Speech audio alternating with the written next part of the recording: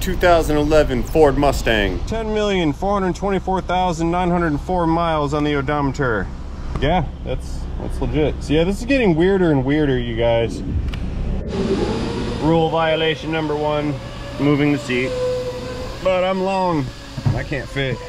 Where's the keys? Keys. I got no keys. All right, there. Probably at the other end of the building. Let me go fetch those keys. Keys. You got any Mustang keys over here? Yeah. 2011 Mustang keys, like these ones, 32? That looks like it. All right, the car's over there, that's why I was asking. It's like way over here. Keys are way over there. I don't know why we do things like that. Anyway, 2011 Ford Mustang. I don't know what engine it is. We worked on this thing a few weeks ago. Customer brought it in, saying something about a fluid leaking from the right rear. One of the fellas found something leaking somewhere. I guess we fixed it. And now they are back and they are furious. They're extremely angry and unhappy Mustang drivers because their Mustang with 95,037.5 miles on the odometer is displaying some kind of dark fluid leaking from the right rear. So I'm gonna go drive this. We're gonna warm everything up. We're gonna operate it, come back, then we're gonna take a look down there and we're gonna find what's going on with this mysterious leaking fluid. This Mustang appears to be powered by half of a V8 engine of some sort. Ring. Okay, well, I didn't see anything leaking from the right rear axle on our test drive, so let's go ahead and lift this up and get a closer visual undercarriage inspection.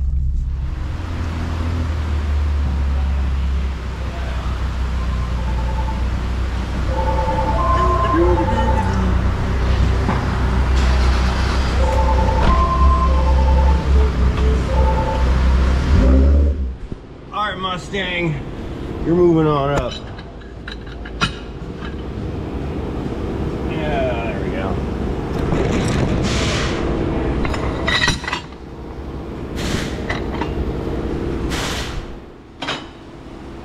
Nope.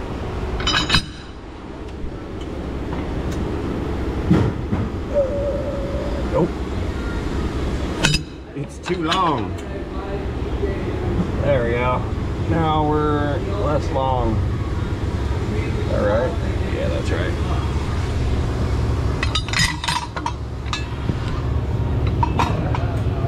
Okay, moving on up.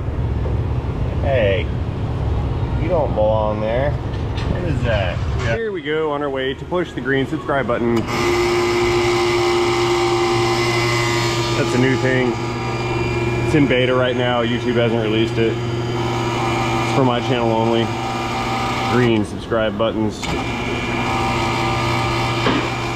They're green, so you know that they're good. Okay, so we've identified the right rear. That's that one.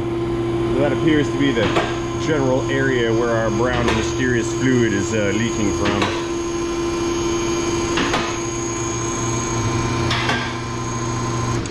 Alright, let's see what's going on here. So we can conclude right now that the lug nuts are not leaking, nor is the valve cap. The brake rotor is not leaking. Holy smokes, what is this? There's a leak. That's a lot of leak.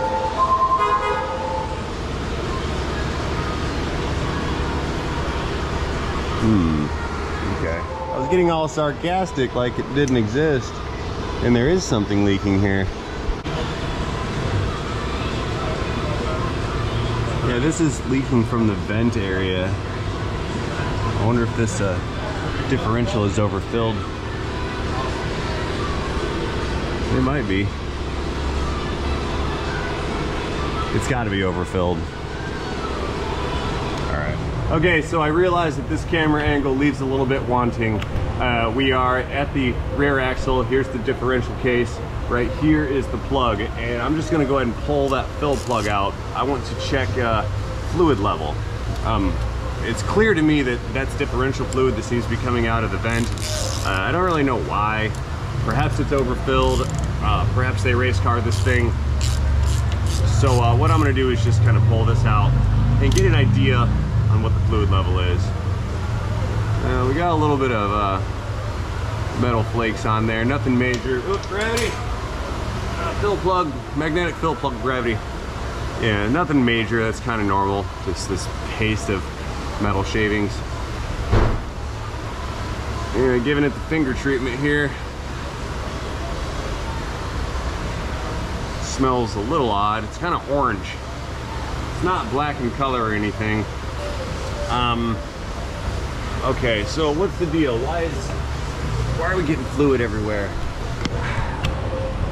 Well, it's clear to me that the fluid is exiting the vent, and it's clear to me that that's what it's supposed to do. The question is what's actually causing it? It's not overfilled. So either we're excessively being aggressive with this car, or perhaps that fluid is just breaking down to a level where it's more prone to end up suspended in solution and then venting out. Perhaps it's whipping up into a mist of some sort. That's a possibility. I think what I'm going to do is recommend we replace the fluid in this. I'd like to pull the cover off and inspect it. Along the way, at some point, I will clean all this stuff off. So there's really nothing else I can suggest at this point that we could do. One thing I'm afraid of, though, is that the leak is actually right here and not at the vent. Highly unlikely, but it is possible. So anyway, I'm gonna go let the lady know what I think we should do moving forward, and I guess we'll go from there. So stay tuned. This should be a very good video. All right, car is back down on the ground a little bit. We're gonna start this up for some AC. It's hot today. I just got an additional complaint that sometimes once the car stalled and then it restarted and it never did that again, and they would like that investigated. No check engine light, of course. So I don't know, this is getting weird. This car's full of very weird complaints. So anyway, let's just do our due diligence and see if we've got any trouble codes, and if we don't have anything, then I'll tell the lady. I'm sorry. Oh look, I was wrong. It's a 3.7 liter V6, not half of a V8. I made an error. 104,200. How many miles is that? What is this? 10,424,904 miles on the scan tool. That's weird. Hang on here. Hang on. So, this is silly. How many miles does it actually have? I forgot. 95,038. Never seen a car with 10 million miles on it. Engine. Codes. Memory codes. Continuing. Show me the... Hey, there's nothing there. It stalls at red lights. Okay. Well, I have got nothing to go off of regarding stalling. We're gonna do a full-on code scan. We're gonna ping every module in the car just to get a good evaluation, or a good idea rather, on just if anybody is messing up. I don't know, man. I don't think so. My intuition tells me that everything... Oh my God, look! Internal system failure! What is that? A U3000 accessory protocol interface module. Sync. Satellite antenna. So we've got some radio codes and things of that nature. That's a surprise. Ford radio code problems. Ford. Oh, excuse me. It was a rough cough. Yeah, I don't see anything in here, you guys. Oh goodness. Reset. Yes, satellite antenna is not hooked up. That's a current DTC open circuit satellite antenna. That's pretty much it. Sat antenna and an internal control module system failure, not current. All right, that's all we got in this car. I've really got nothing for shutting off while driving. Starts while not driving. All right, I'm gonna go tell everybody what we found, see if we're gonna do any rear end work on this lady's Mustang. Okay, so after all that rigmarole and hum-hawing around, we're gonna go ahead and pull this dip cover off and just change out this fluid. We're gonna inspect it. I'm going to clean all of that crusty buildup off the exhaust and do what I can to make sure that that vent is properly flowing. and then we'll put it back together and refill it. We'll be good to go. Alrighty, we are back down at the axle again. We've got an oil drain pan here, and I'm gonna go ahead and start pulling these cover bolts, drop this cover down, and that'll give us a good inside view of what's going on inside of this differential. I don't think there's much going on here, but we're gonna pull the cover off, do the fluid change, and of course we're gonna clean all this good stuff up because it's so nasty. Begin bolt removing procedure now. Not with the wrong socket, I'm not. Try again with a 13. There we go.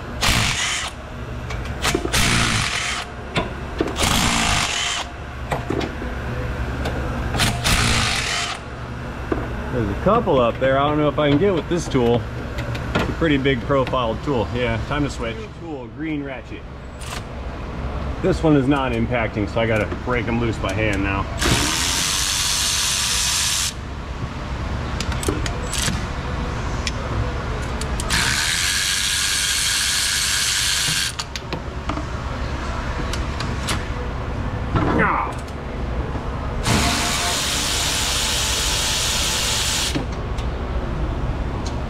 One more, two more. We got two more.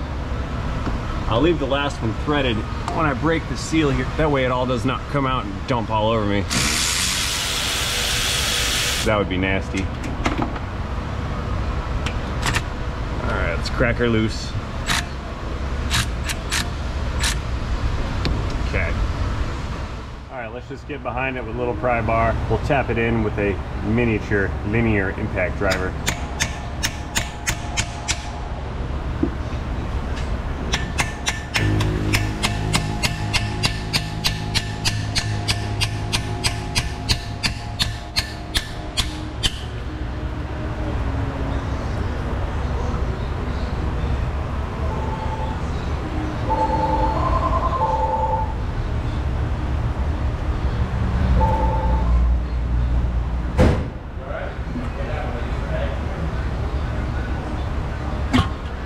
Money shot in the face.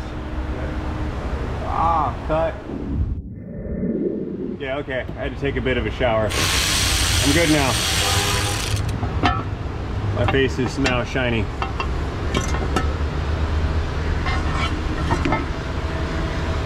Yeah, this is nice. This thing's pretty clean. There's nothing to fret about in here. Gears look good. The pinion looks good. We don't see any metal getting shoved out of the side of the bearings. This is good. There's no floating metal chunks in the bottom. Okay, we're in good shape here. Let us begin the cleaning procedure now. We're just basically gonna be hose this out with brake clean and then clean off all this crud right here, and then I'm gonna blow this vent with some bunch of air, make sure that's clear and clean, brake cleaner that, wipe it all down, hose it off, cover back on, new oil. That's kind of the plan here. Crossfire.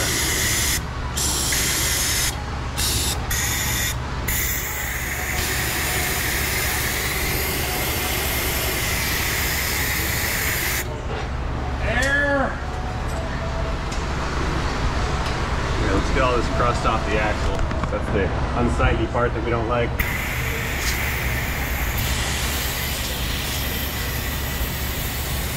It's gonna take some effort.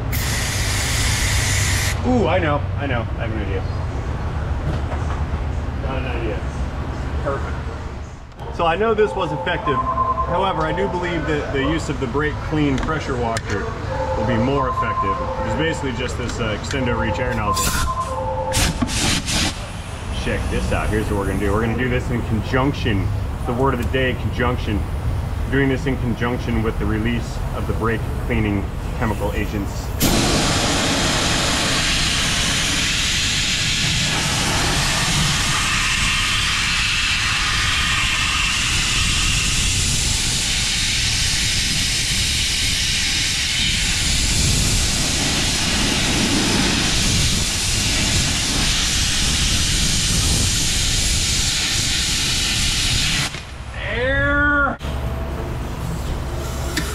I'm safe, I got a mask on.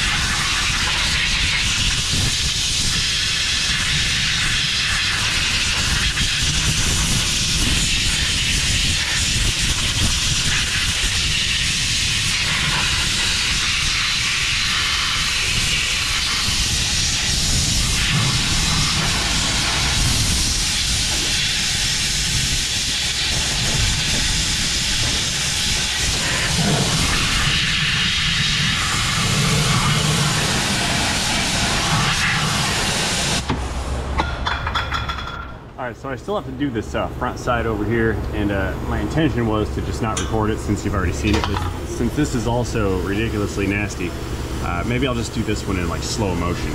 I can do that, that'll be fun.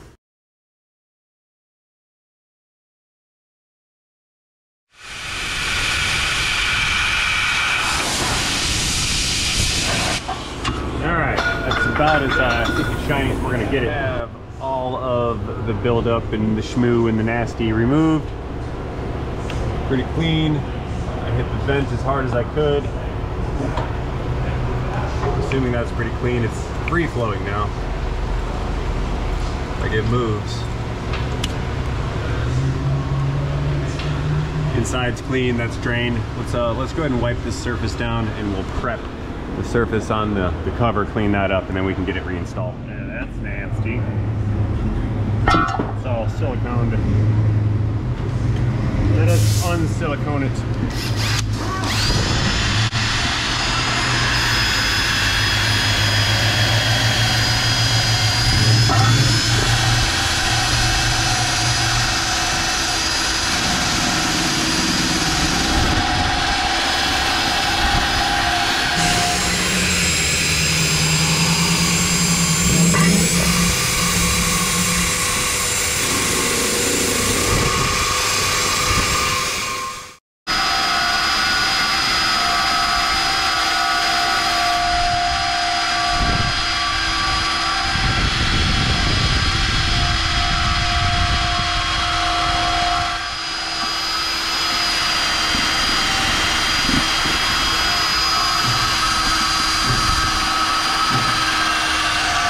Almost there.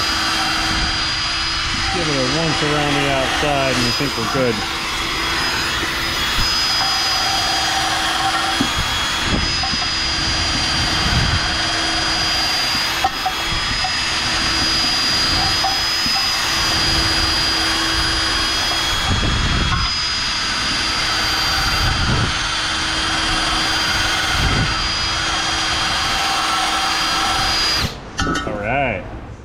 Beginning cleansing now. Alright, how much wash the shit? Let's put this on low power mode.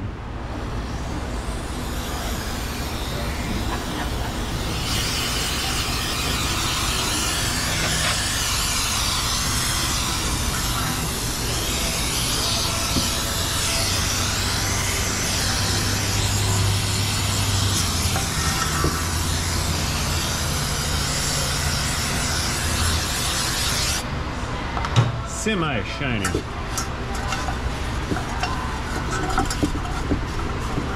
Cool. All right, when this dries, I'll throw some sealant on it and we can get her bolted back on. Success.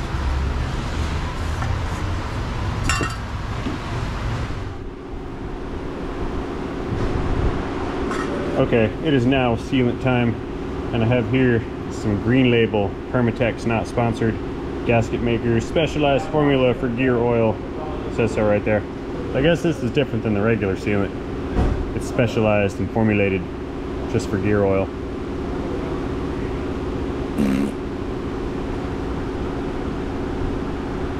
I had to cut the hole bigger. I couldn't get it to squeeze out fast enough.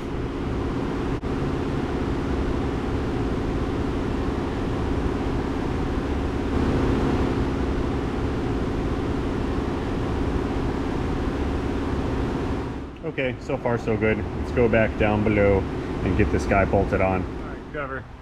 This thing's greasy on the outside, shiny on the inside. It's kind of uncomfortable to handle.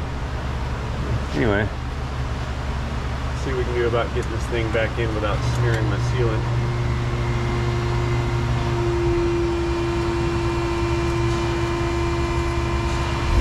Score. I didn't touch anything.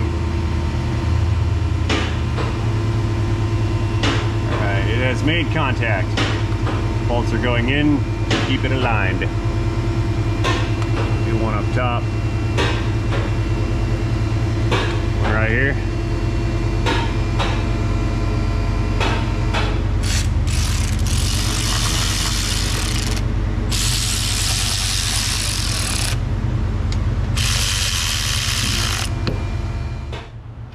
now I'll go ahead and thread the rest of them, and then I will proceed to torque all of them.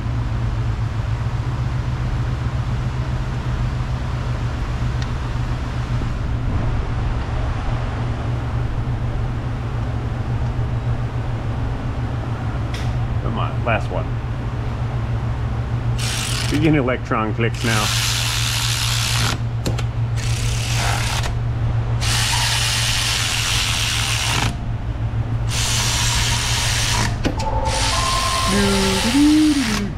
There it is.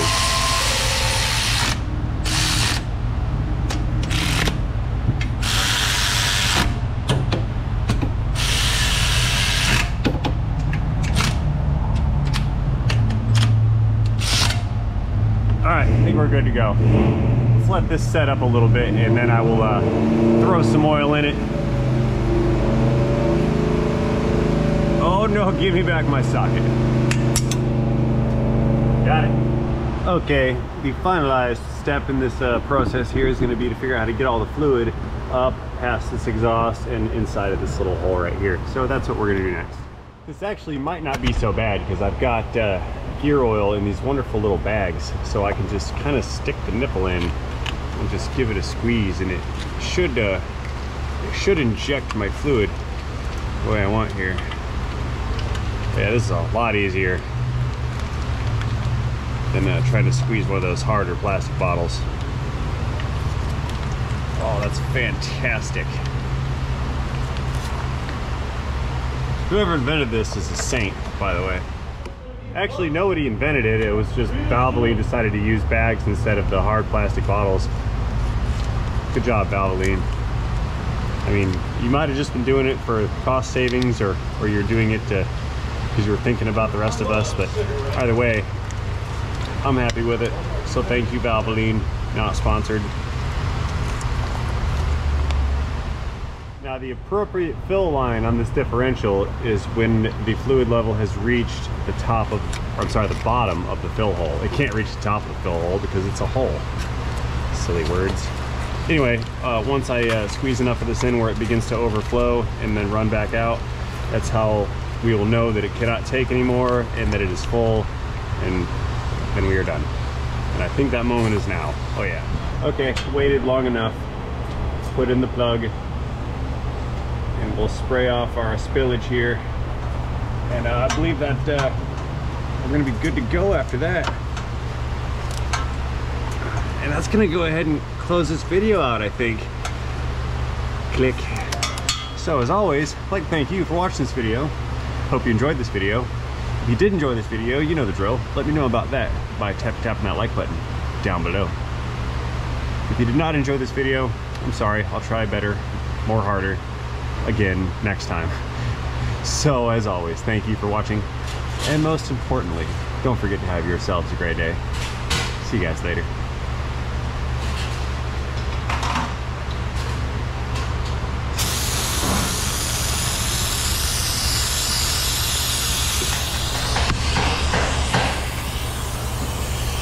Post repair shiny car.